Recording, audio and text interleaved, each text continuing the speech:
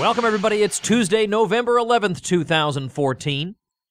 And on this Veterans Day, we're joined by Murray Poellner, co-author with me of the book We Who Dared to Say No to War, American Anti-War Writing from 1812 to Now. Murray is the author of numerous books on a wide variety of topics, including Branch Rickey, a biography, Disarmed and Dangerous, The Radical Lives and Times of Daniel and Philip Berrigan, No Victory Parades, The Return of the Vietnam Veteran, and Rabbi, The American Experience. Murray's writings have appeared in the New York Times, Newsday, The Nation, and many other outlets. He was the editor of Present Tense, published by the American Jewish Committee, for 18 years. Murray, welcome to the show.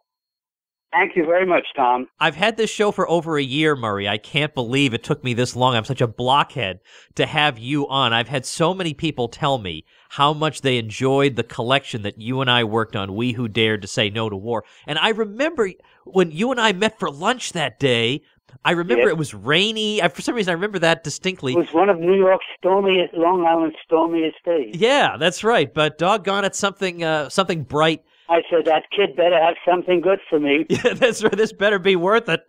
And you know, it was not easy because sometimes we had to navigate copyright restrictions and, you know, what's in the public domain and what isn't. But by and large, I mean, we came up with a great collection of really great anti-war stuff from a diverse array of people. That's what made it exciting.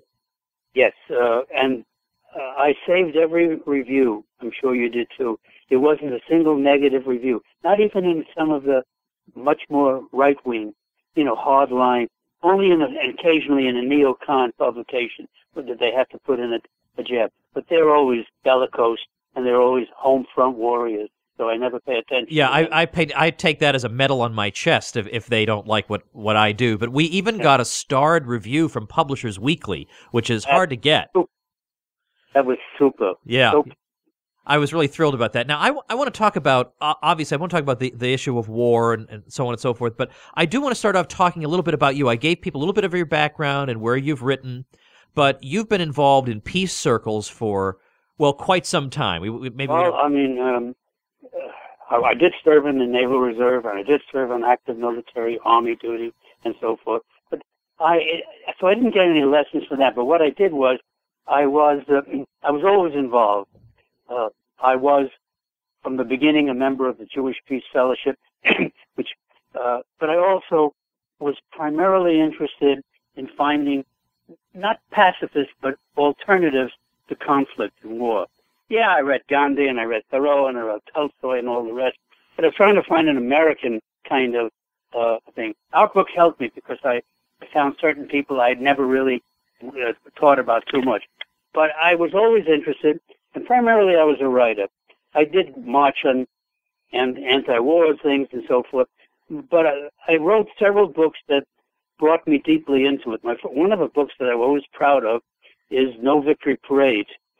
I was teaching in a community college some 60 miles from New York City, and I never introduced the war into my history classes because I felt that was unfair to students, and I wasn't going to push my opinion.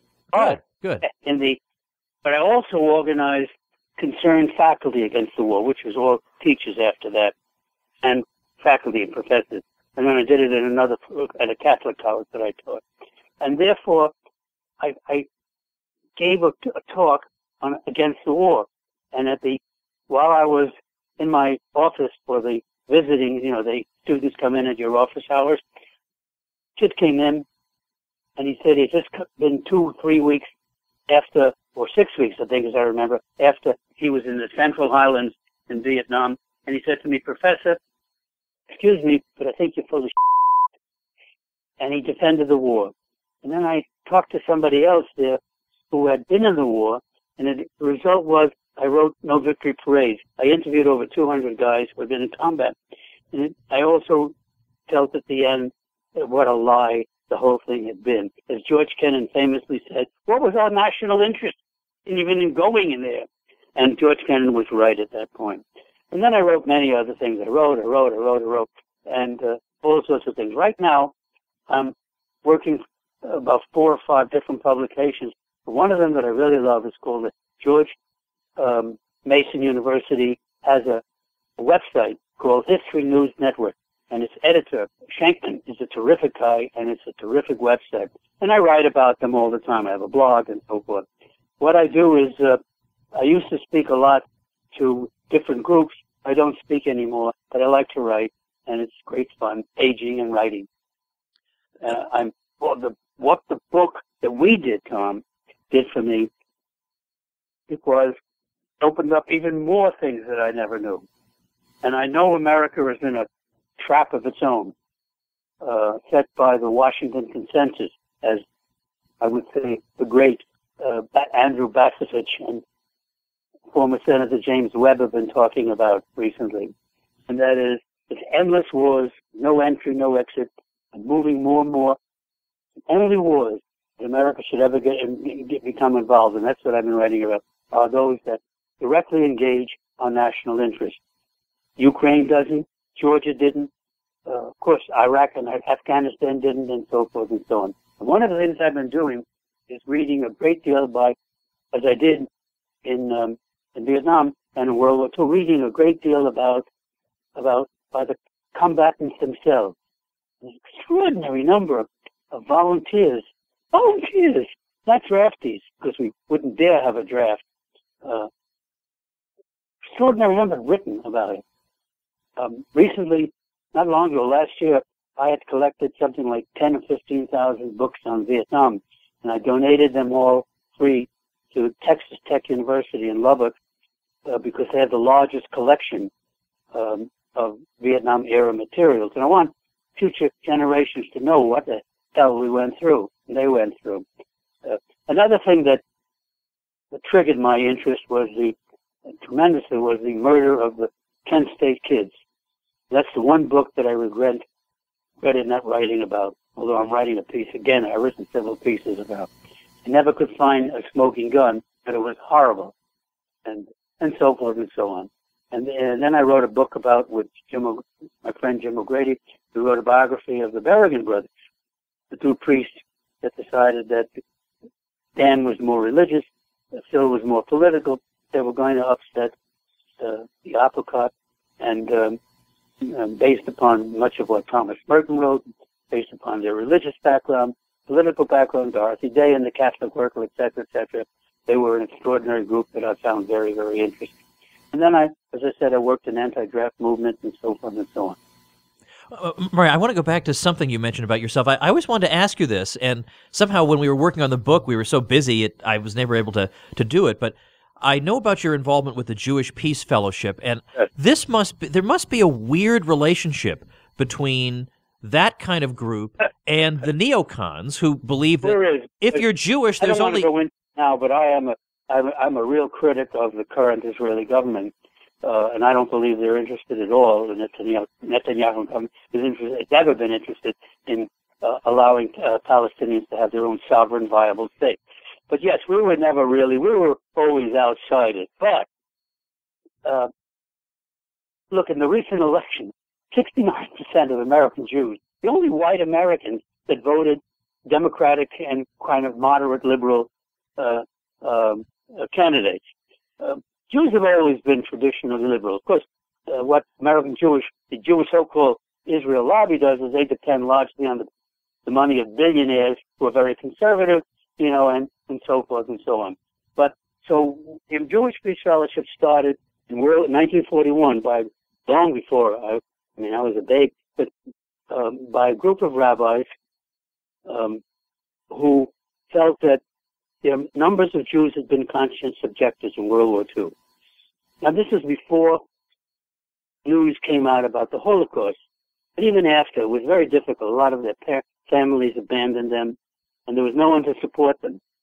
So what they did what Quakers did, or the Mennonites did for their COs.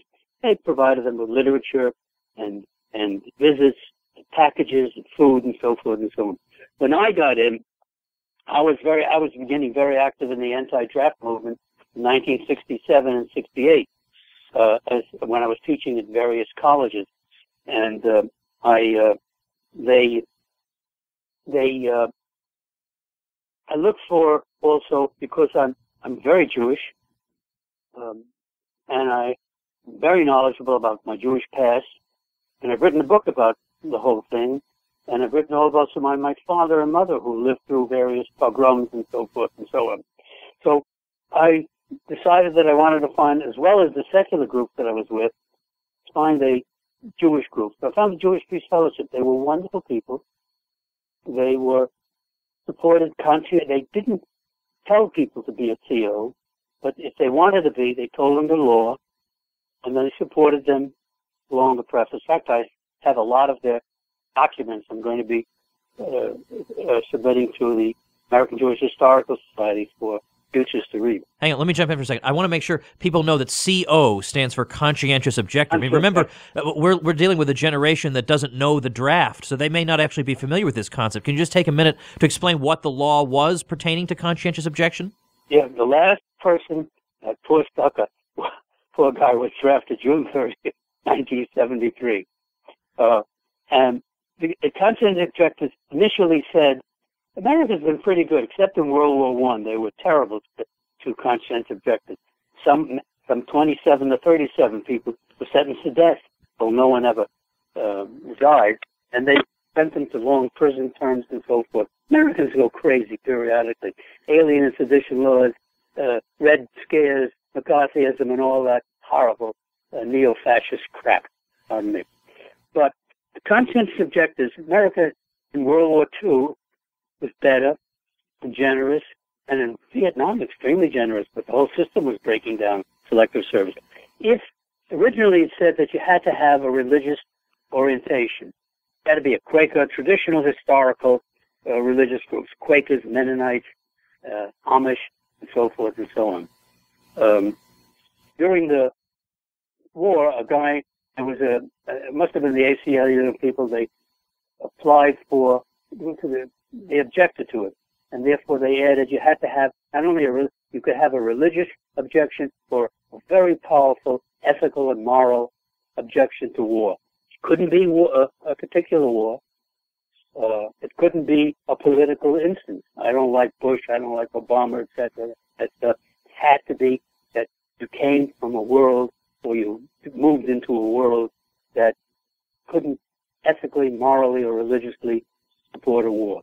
And large numbers, increasing numbers of volunteers who joined after 9/11 have been discharged because they have since come to believe, or they had come since to believe, that war was not the answer for them.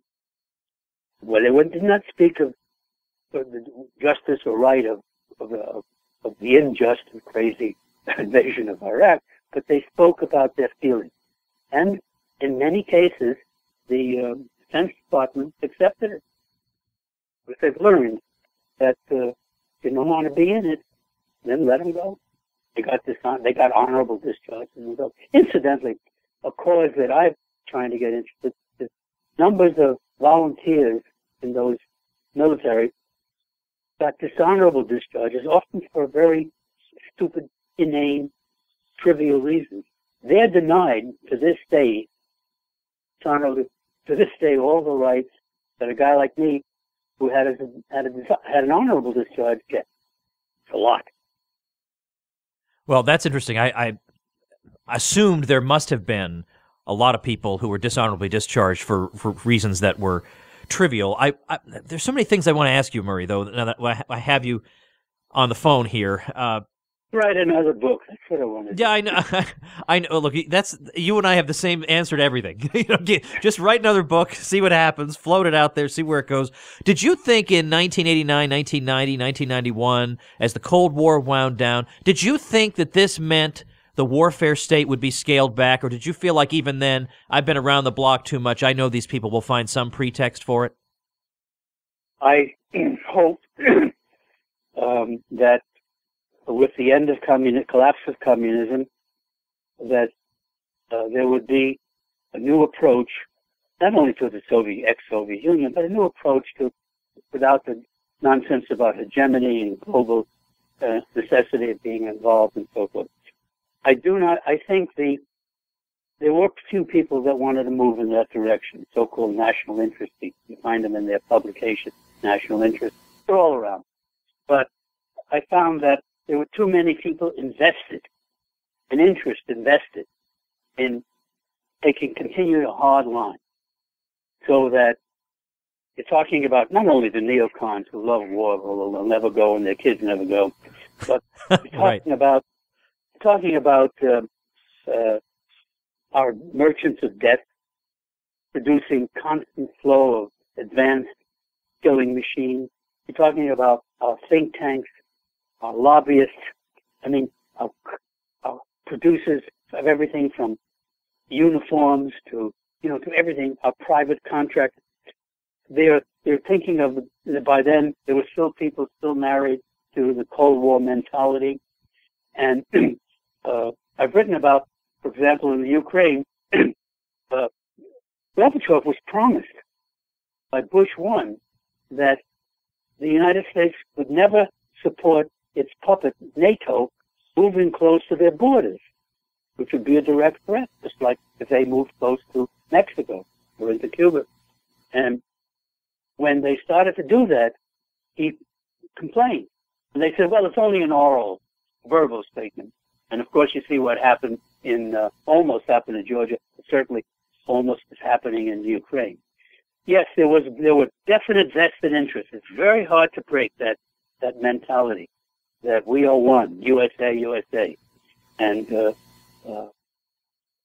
that's part of whatever's left of me is to write about, is to talk about, is that we should only be involved when we're immediately, directly endangered. And that none of our current, and China, the future enemy, is not on my list. Well, nor on mine. Now, I want to know, as somebody who has spent his life on the left, but not as part of the liberal establishment, certainly, which has not been good on war, contrary to popular belief, how do you respond when you see "Ready for Hillary" bumper stickers? This must enrage you. I told my wife I get a little nauseous at times. She's a hawk, or she'll be a moderate hawk, like her husband, who evaded the draft, and then when he was president, of course, sent everybody bombers over Belgrade, over, and Kosovo and so forth. There's nothing like people. Take John Kerry, for example, the man who made his famous statement, who should be the last person to die in Vietnam for a war like and a war like Vietnam, said that in the Senate. He was a hero for the Vietnam Veterans Against War, and yet he turned to the extent that when you get into power, you take on the coloration of power frequency. You have to make all sorts of compromises, which is a very good argument again. So, in answer to your question, what was the question? Well, how do you assess this popularity of Hillary? I love to watch Bill Maher on on television sometimes. Last night, or Friday night, he said he hates the Republicans because they're all these homegrown words, but most of them, I don't know, not Walter Jones or anything. Right. But he also said that the Democrats, by and large, are so weak. My last two congressmen, somebody said to me, let's form a picket line. This was during one of the Iraq war. Out their offices. I said, they're so embedded, they're so involved, they're so pro-war, and even they're not personally pro-war. My former congressman wrote me a letter. He said, when I protested, he said, my wife disagrees with me, and I have two sons who are of age. And then when the war ended, at least they more or less in Iraq, I wrote him a letter. He was out of office. He resigned. He retired. And I said, how long did your son serve in the military? Never got an answer. Yeah, of course you didn't. These guys, Democrats, it is a progressive. I'm going to tell you, the Democrats have a progressive bloc in the Congress. A lot of them, but they're not very powerful. Bernie, whatever his name was, Bernie Sanders. Sanders was on Bill Maher. Very good. Doesn't stand a chance of help. Bill Grider quotes, what's his name? I forget. We quote William Grider quote from the latest Nation. He quotes Albert Hunt, an old hand, a wise old hand in the Washington Press Corps, whose wife is one of the lead announcers on NPR radio, TV. He said, Jim Hunt could be Hillary Clinton's worst nightmare. I don't know. She probably would. Who knows what will happen? I do know that over the years, let me put it this way, as a left-winger, more or less,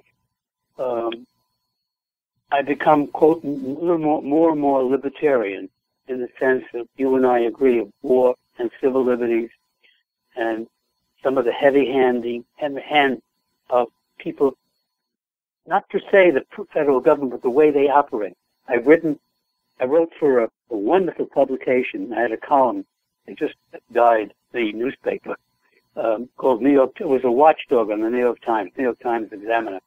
And I wrote, for example, a series of articles on Obama, who I voted for twice. Second time I regret it. Obama voted twice, always much better than the others. Obama violation of civil liberties, and his Attorney General, who's now retiring, with their constant use of Woodrow Wilson's outrageous 1917 Espionage Act. You know that, Tom, that he has used more indictments under the espionage than every president combined throughout our history. Even John Adams, when he had the Sedition Act, didn't do that. Well, he didn't have it, etc. And he also has this crazy little rule they put in that federal workers have to spy on their fellow workers if they hear something bad. I think of, the old movies about the Nazis and the communists, people spying on their parents. So to that extent, we have to be very, very careful. Federal government is necessary, but it's not in that direction. Well, I don't know if I'll be able to persuade you otherwise on that, but I'm glad you're going in that kind of direction, Murray. But now, look, I want to ask you this. It's Veterans Day today, and it seems to me that things are getting weirdly more idolatrous every year in the incredible reverence shown to and compliments heaped upon the heads of veterans. I don't know if there's a phenomenon quite like this elsewhere in the world. Veterans get discounts, special privileges. Every football game starts with some military celebration.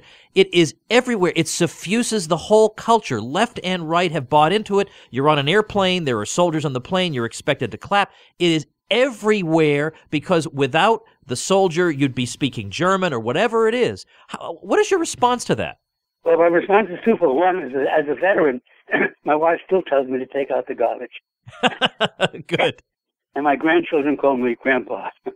However, I understand what they're doing. I agree with you.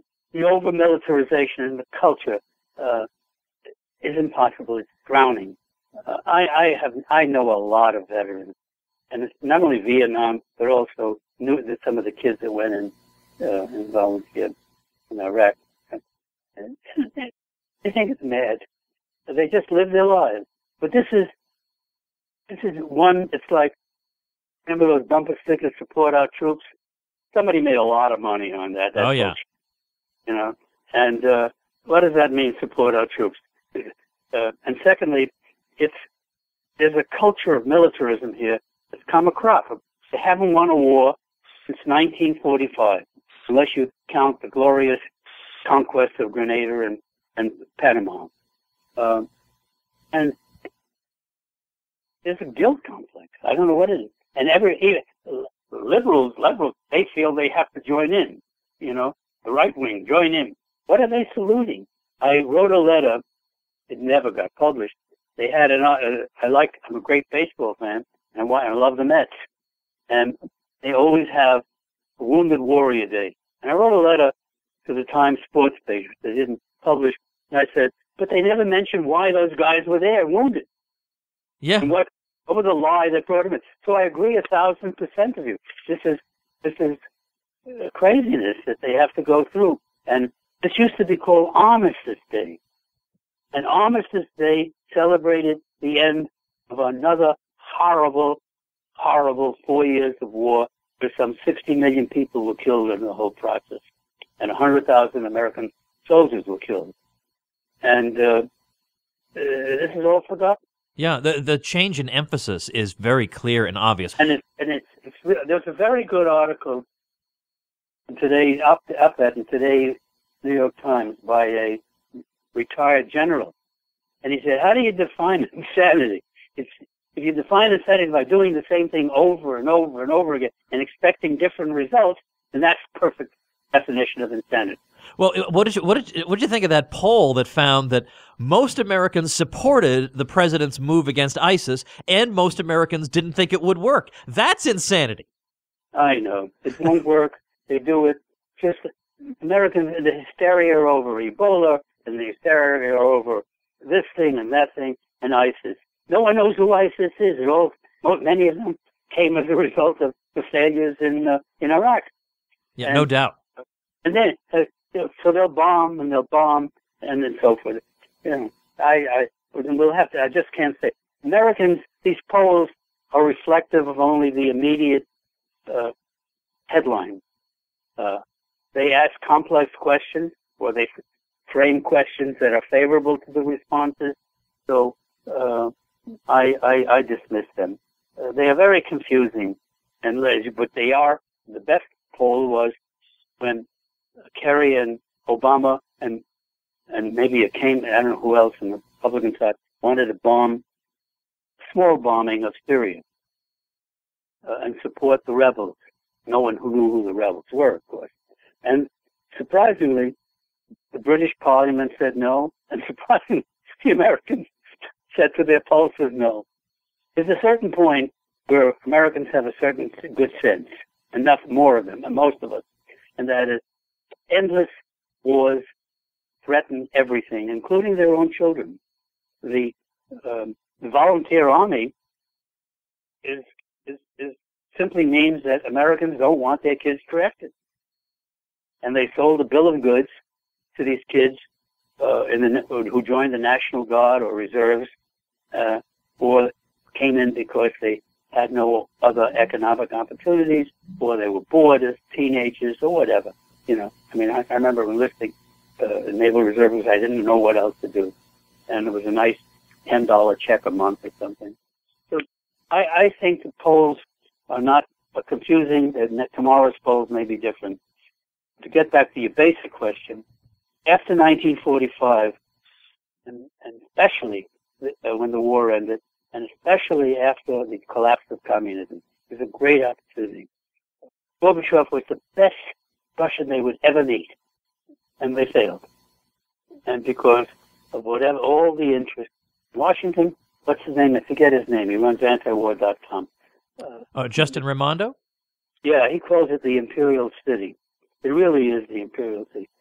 Cloistered, cut off from the rest of the segregated black city. Well, many middle and upper class blacks joined. Do very well there. And separated economically, too. They're all prospering. Their salaries are very high. Home values are high. They're doing great. In America? In D.C., in the Imperial City. They're all doing great. Yeah, right. Not the poorest section. Yeah, no. Well, listen, Murray, I'm thrilled to have had you on today and be able to talk to you about all this stuff. I want to make sure people follow your blogging activity over on the History News Network. They go to Murray Polner, and they type in, "There's no there." Got it. Okay, and the spelling is Polner, Murray Polner. Polner. Yes. And take a look at the History News Network. It's a wonderful. It's not one point of view, it's many different points of view. But these are historians and journalists writing and arguing, and it's a lot of fun.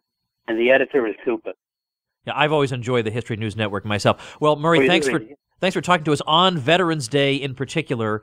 Your insights and conversation are deeply meaningful to me, and I appreciate it. Stay in touch. And kiss all your 5 children for me. I certainly will. Thanks, Murray.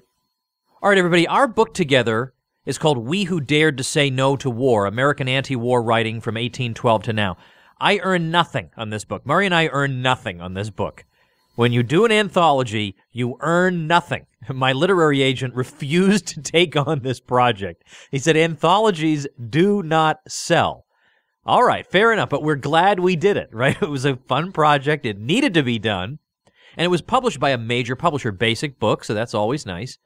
But if you're interested, you can check that out on the books page at tomwoods.com or at Amazon, We Who Dare to Say No to War. I think it's great. It's a fun collection. It's got stuff from people all over the spectrum who were contemporaries of the various American wars of the past 2 centuries. Couple of fresh announcements. This one's not that fresh, but you know I have a new book out called Real Dissent, A Libertarian Sets Fire to the Index Card of Allowable Opinion.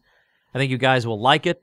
It's informative in the sense that it's got a lot of arguments and information that you can use in debates and so forth, but it's also sort of punchily written, if I may put it that way, so it'll keep you entertained. And if you like audiobooks, I narrate the audiobook. Find out more at realdissent.com. Now, also, in terms of dates, I've told you I've got a thing coming up in Wichita, Kansas on Sunday, and then in January I'll be in Houston. The details on my events are always on the events page, tomwoods.com/events. You'll get them also if you subscribe to my newsletter at tomwoods.com. That's part of the newsletter, always is the calendar.